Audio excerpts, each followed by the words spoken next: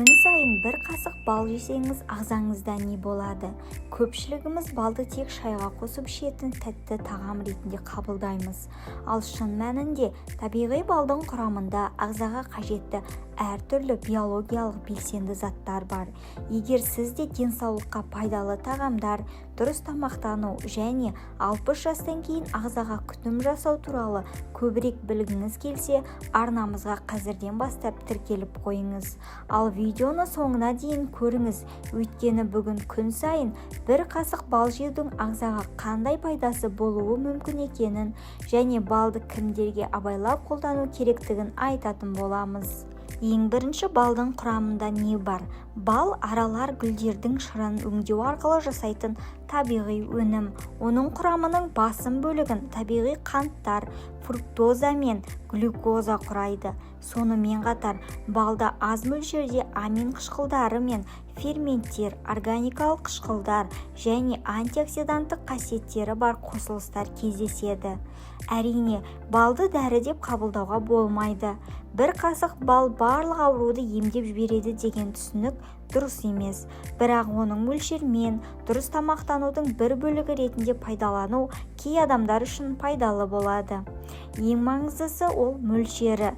Бал табиғи болғанымен оның құрамында қант көп, сондықтан пайдалы екен деп оны шексіз жеу дұрыс емес. Көпшілік үшін күніне бір ас қасық немесе одан аз мөлшер жеткілікті болуы мүмкін. Ал денсаулық жағдайына байланысты нақты мөлшер әр адамда әртүрлі. Енді балдың қандай пайдалы қасиеттері болуы мүмкін екенін кезек-кезек қарастырайық. Бірінші, бал ағзаға энергия береді. Таңертең өзіңізді әлсіз сезініп, күшіңіз болмай оянатын кездеріңіз болады ма? Бал ағзаға тез энергия беретін тағамдардың бірі болуы мүмкін, өйткені оның құрамында көмірсулар бар. Көмірсулар ағзаның негізгі энергия көздерінің бірі. Сондықтан кейбір адамдар таңғы асқа аз мөлшерде бал қосады. Мысалы, сұлы ботқасына, табиғи йогуртқа немесе сүзбеге бір шай қасық бал қосуға болады. Бұл әсіресе тәттіге деген құмарлықты бақылауға көмектесуі мүмкін. Өйткені кәдімгі қант қосылған десерттің орнына аз мөлшерде бал қолдану кей адамдарға тәттіні азайтуға ыңғайлы. Бірақ мұнда маңызды бір нәрсені есте сақтаңыз.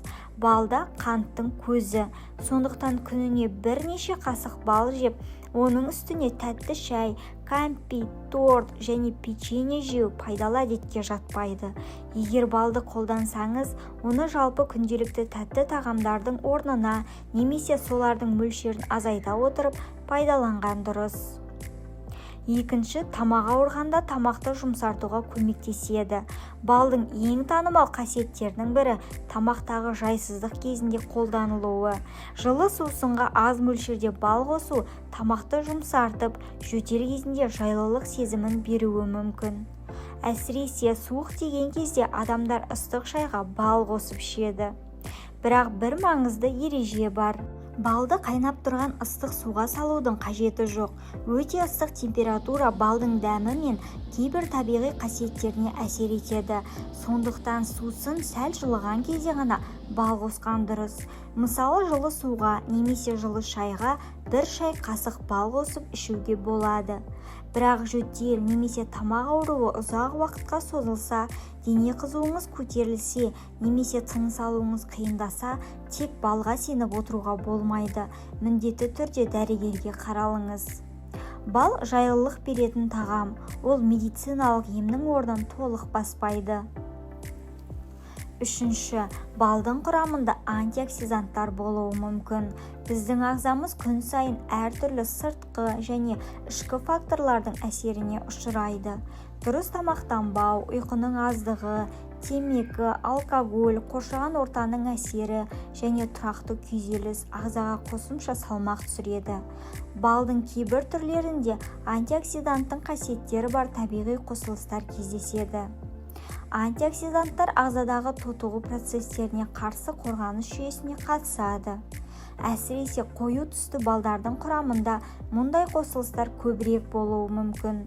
Бірақ балды антиоксиданттардың негізгі көзі деп қарастыру дұрыс емес. көкөніс, жемістер, жидектер, жаңғақ, бұршақ тұқымдастар және көк шөптерде күнделікті рационда болуы керек. Денсаулық үшін бір ғана өнімге сенудің қажеті жоқ. Ағзаға пайдалы әсер көптеген дұрыс әдеттердің қосындысынан пайда болады. Бал сол дұрыс тамақтанудың кішкентай ғана бөлігі болуы мүмкін. Төртінші, ас қорытуға жанама түрде көмектеседі. Кей адамдар балды таңертең жылы сумен ішуді әдетке айналдырған. Бұл сусынның өзі, әсіресе таңертең сұйықтық ішу ағзаға пайдалы әдет болады. Ұйқыдан кейін бір стақан су ішу ағзадағы сұйықтық қорын толықтыруға көмектеседі. Ал суға аз мөлшерде бал қосу оны ішуді жағымдырақ етеді. Құрамындағы кейбір табиғи қосылыстар ішек микрофлорасына белгілі бір деңгейде әсер етуі мүмкін деген пікірлер бар. Бірақ бал іш қатуды бірден емдемейді, немесе асқазанды толық тазартады деген сөз емес. Әсіресе интернетте бал мен лимон барлық токсинді шығарады деген сияқты кеңестер жиі кездеседі. Бұл сөздерді тура мағынада қабылдаудың қажеті жоқ. Ағзадағы қажетсіз заттарды шығаруға негізінен бауыр, бүйрек және басқа табиғи жүйелер қатысады.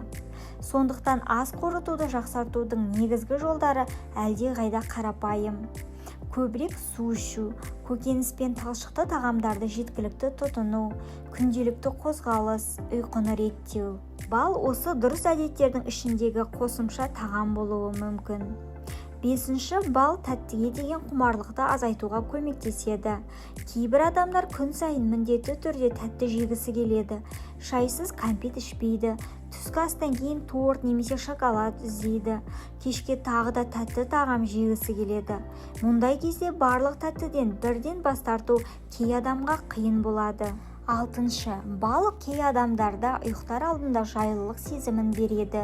Кейбір адамдар ұйықтар алдында жылы сүтке немесе жылы суға аздап бал қосып ішеді.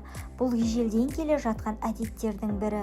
Жылы сусынның өзі адамды босаңсытып, ұйқыға дайындалуға көмектеседі. Әсіресе кешкі уақытта телефонды ертерек қойып, бөлмені желдетіп, жарықты азайтып, жылы сусын ішіп отыру ұйқы алдындағы жақсы әдетке айналады. Бірақ балдың өзі ұйқысыздықты емдейді деп айта алмаймыз. Егер сіз бірнеше апта бойы дұрыс ұйықтай алмай жүрсеңіз, түнде жиі оянсаңыз, немесе күндіз қатты шаршап жүрсеңіз, оның себебін анықтау маңызды. Ұйқы мәселесінің себептері әртүрлі болуы мүмкін. Ал бал қосылған жылы сусын тек ұйқы алдындағы жағымды рәсім ғана. Ал келесі, бал жаттығудан кейін энергияны толықтыруға көмектеседі. Егер сіз жаяу көп жүрсеңіз, бау-бақшада жұмыс істесеңіз, немесе жеңіл спортпен айналыссаңыз, ағзаға энергия қажет. Бал құрамындағы көмірсулардың арқасында энергия көзі бола алады. Мысалы, табиғи йогуртқа, ботқаға, жеміске аздап бал қосуға болады. Бірақ 60 жастан кейін әсіресе ақуызды да ұмытпау қажет. Жас ұлғайған сайын бұлшық ет массасын сақтау өзекті мәселеге айналады. Сондықтан тамақтануда жұмыртқа, балық, тауық еті, сүзбе, айран және басқа да ақуыз көздері жеткілікті болуы керек. Тек бал мен шай ішіп күш жинау жеткіліксіз. Ағзаға теңгерімді тамақ қажет. Келесі, терінің саулығына дұрыс тамақтану әсер етеді. Көп адам балды тереге пайдалы деп айтады. Балдың құрамында антиоксиданттық қасиеті бар заттар кездесетіндіктен, жалпы дұрыс тамақтанудың құрамында оның өз орны болуы керек. Бірақ бір қасық бал жесеңіз, әжімдер жоғалып кетеді немесе тері бірден жасарып кетеді деген түсінік шындыққа жанаспайды. Терінің жағдайына көптеген факторлар әсер етеді.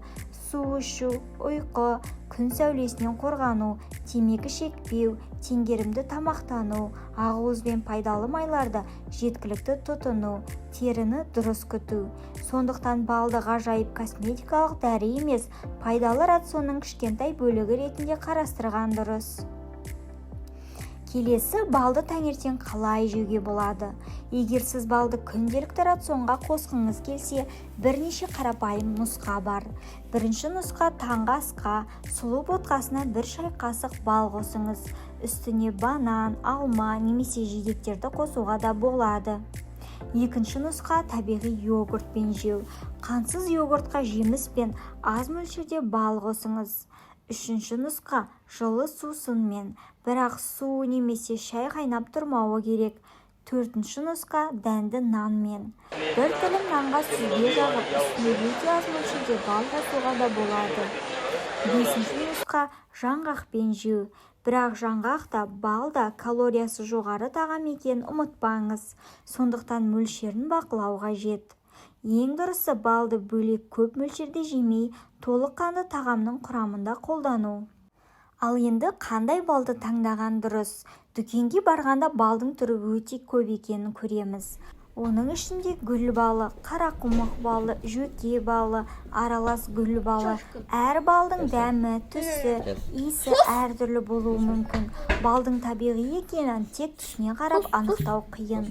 Қанттанбайтын бал ғана жақсы, немесе тек қою түсті бал пайдалы деген сияқты қарапайым ережелер әрдайым дұрыс бола бермейді. Табиғи бал уақыт өте келе кристалдануы мүмкін. Бұл оның міндетті түрде сапасыз екенін білдірмейді. Сатып алғанда сенімді сатушыны таңдаған дұрыс. Өнімнің құрамына назар аударыңыз. Егер мүмкін болса, қант шербеті немесе қажетсіз қоспалар жоқ балды таңдаған дұрыс. Ең маңыздысы балдың сапасы ғана емес, оны қанша мөлшерде жейтініңіз де маңызды. Қымбат балды көп мөлшерде жеу пайдалы деген сөз емес, қарапайым табиғи балдың аз мөлшері де жеткілікті. Балды қалай дұрыс сақтау керек? Балдың қасиеттерін сақтау үшін оны дұрыс сақтау қажет. Кейде күн сәулесінің астында қалдырмаңыз, өте ыстық жерге де қоймаңыз. Қақпағын жақсылап жабыңыз. Таза және құрғақ қасық қолданыңыз. Балдың түсі немесе қоюлығы уақыт өте келе өзгереді.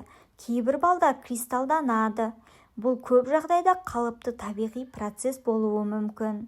Егер балды сұйылту керек болса, оны қатты қыздырудың қажеті жоқ. Өте жоғары температура өнімнің кейбір қасиеттеріне әсер етеді. Егер бұл ақпарат сізге пайдалы болса, видеоға лайк басып, арнамызға тіркелуді ұмытпаңыз. Келесі видеоларда денсаулыққа пайдалы тағамдар және 60 жастан кейін ағзада болатын өзгерістер туралы тағы да қызықты ақпараттармен бөлісетін боламыз. Дендеріңізге саулық тілеймін.